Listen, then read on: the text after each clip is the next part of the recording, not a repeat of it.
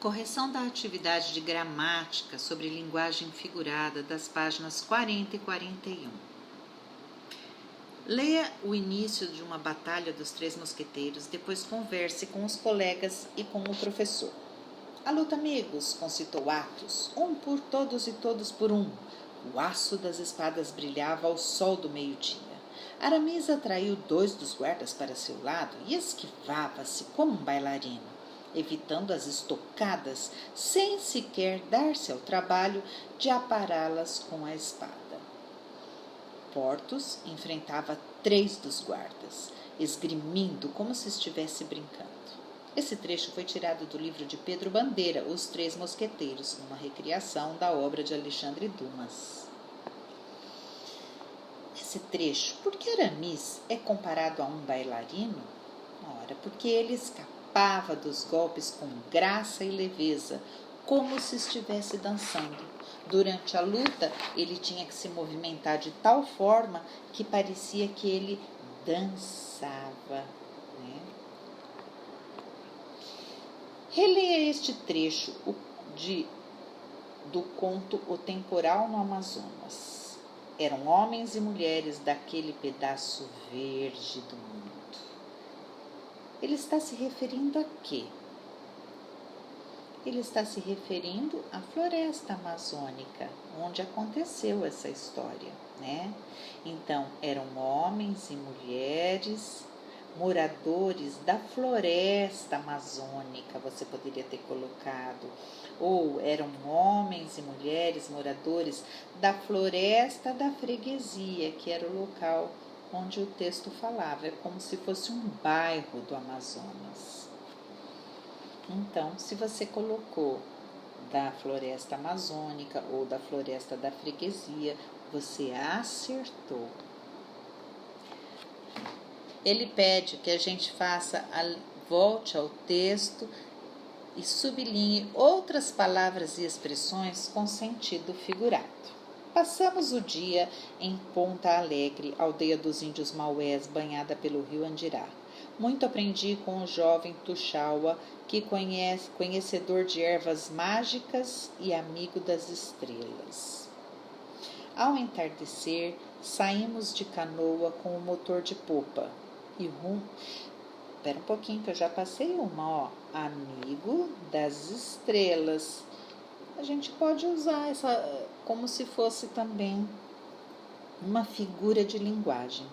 Ao entardecer, saímos de canoa com motor de popa ao rumo da freguesia, pequenina comunidade no coração da floresta. Coração da floresta. Floresta tem coração, gente? Era tempo de cheia, soprava de leve o vento geral. Éramos 4 a bordo. Viajávamos rente à margem abarrancada, já na metade do percurso, quando de repente o temporal desabou. Este vai ser dos medonhos, disse sereno.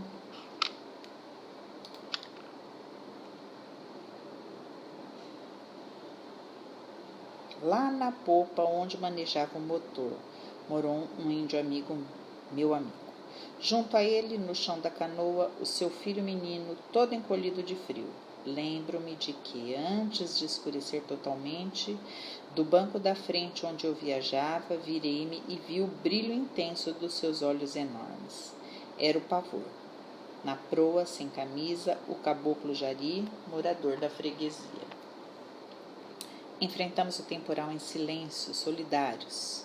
A correnteza crescia, a canoa se balançava na alta crista das ondas, depois se despencava com fragor. As chuvas nos vergastavam por todos os lados. Houve um momento em que não vimos mais nada. Repetidas vezes a proa tocava num tronco. O baque surdo, olha, um barulho surdo. A canoa parecia que ia virar. Moron inclinava o motor para a frente, do jeito que a hélice ficasse fora da água. Só os relâmpagos nos ajudavam, cortando o céu. Relâmpagos cortando o céu. Ele usou essa imagem como se essa figura de linguagem, né? porque os relâmpagos fazem um risco assim no céu, né? De um lado a outro, a luz fugaz nos mostrava um tronco enorme, um pedaço de árvore ainda com ramos frescos, já quase em cima de nós. O índio ágil e calado desviava a canoa num golpe de leme. A escuridão era tanta, esse golpe de leme também pode ser considerado aqui. Ele usou essa palavra golpe.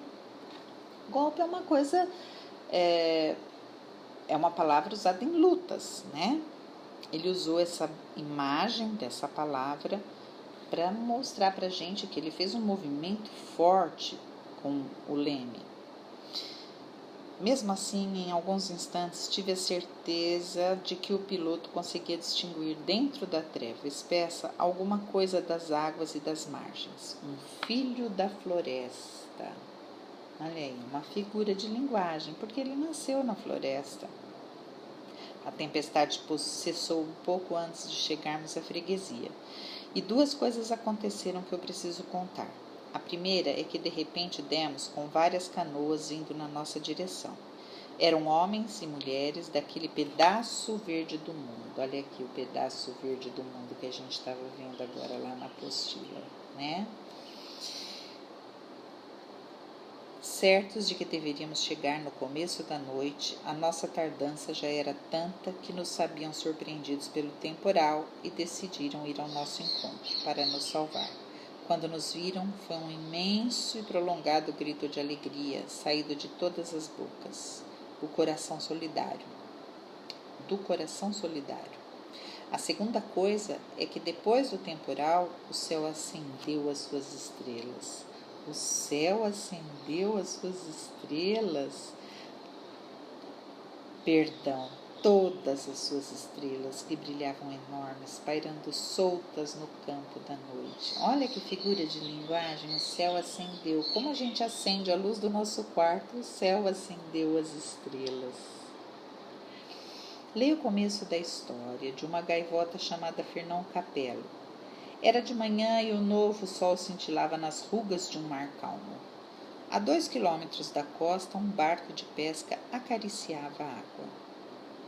Pesquisa no dicionário o significado das palavras destacadas.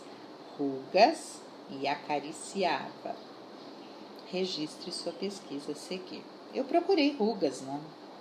Rugas são linhas e depressões que se formam na pele com o envelhecimento. São dobras que ocorrem na pele ao longo dos anos, ou seja, as pessoas mais velhas, né, que vão ficando com essas dobras, pela força da musculatura e dos movimentos dos membros, como de todos os músculos chamados de expressão facial.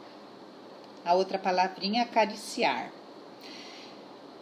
Fazer carícias a alguém em si mesmo ou mutuamente. Você agrada alguém te agrada, né?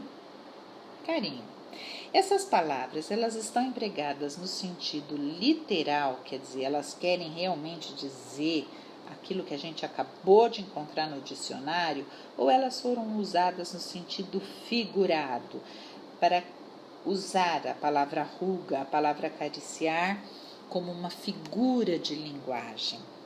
Ora, as palavras estão empregadas no sentido figurado. Para você, o que significa a expressão rugas de um mar calmo? Bom, se rugas são risquinhos, né? Na pele, por exemplo, aquelas ruguinhas em volta dos olhos que parecem pé de galinha, né? Então, a sugestão de resposta é o desenho que as ondas fazem quando o mar está tranquilo. Se rugas são os desenhos que as pessoas idosas têm na pele, então é o desenho que as ondas fazem quando o mar está tranquilo. E o que significa um barco de pesca acariciava a água? É que o acariciava a água. Olha essa figura de linguagem que linda. O barco tocava suave e lentamente a água, como se fosse uma carícia. Ele ia caminhando de forma tão delicada, tão gostosa, tão suave, que parecia que ele acariciava. Então, é um barco tocando suave e lentamente a água, como se fosse uma carícia. Deixe sua apostila completa e corrigida. Ao voltarmos, eu vou vistá-la. Não deixe de ler o livro Matilda. Um grande beijo, até a próxima!